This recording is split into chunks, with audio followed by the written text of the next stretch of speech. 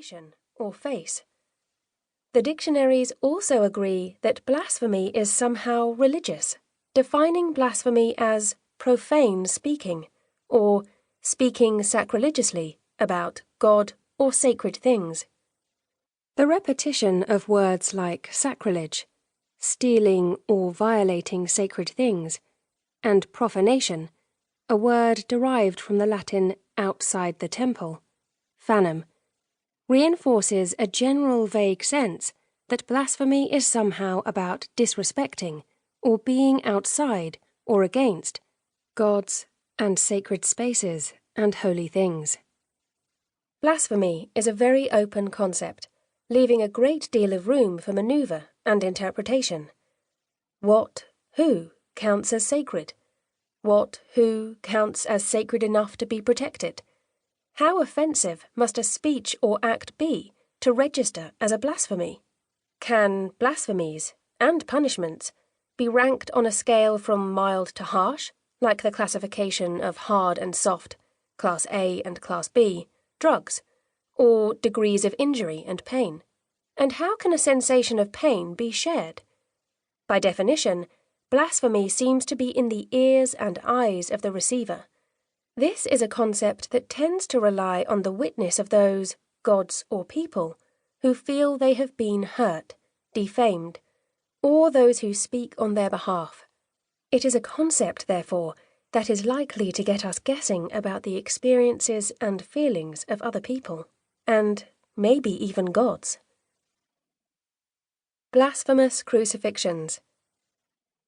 In an obscenity trial in the USA in 1964, the Supreme Court Justice Potter Stewart controversially announced, "I know obscenity when I see it." On a recent birthday trip to a hugely popular West End show, my son and I felt about as sure as one could possibly be that we had seen something blasphemous, meaning something that we felt that other people, as we imagined them, could see as blasphemous.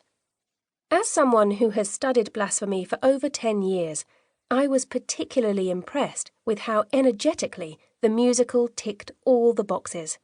There was a particularly enthusiastic performance of cursing God, an extremely irreverent take on that common, blasphemous practice of mixing holy figures and animals, in this case, a frog, and plenty of unorthodox sex. But this musical has not, in fact, been tagged with #blasphemy, and happily plays in the West End, while Richard Thomas and Stuart Lee's Jerry Springer the Opera was consigned to relative oblivion by Christian protesters. So what makes a blasphemy? It might help to look at some key ideas using the example of Jesus on the cross. Crucifixion was a Roman device for physical and social torture.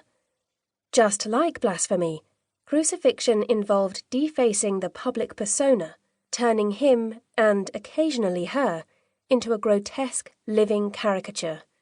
As Seneca observes, bodies were crucified in a range of humiliating positions, upside down, or with the arms stretched out on a forked gibbet, or with the genitals impaled.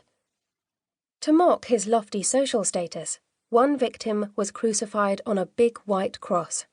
Jesus' messianic claims were brutally parodied in the crown of thorns and the notice, "The King of the Jews." Figure 1 shows the ritual humiliation of the Quaker James Naylor, convicted of blasphemous actions, derogatory to the honor of God, and destructive to humane society, for imitating the Passion of Christ by riding into Bristol with his followers on a donkey on Palm Sunday, 1656. Having narrowly escaped execution, 82 voted for execution and 96 against, Naylor was whipped through the streets, then forced to stand in the pillory, which looked very like a cross. His forehead was stigmatized, or branded with a letter B for blasphemer, and his tongue was bored through with a hot iron. Quaker accounts lament the crucifixion of their leader. Naylor put a piece of paper on his forehead. It is written, Luke, chapter 23, verse 38. This is the King of the Jews.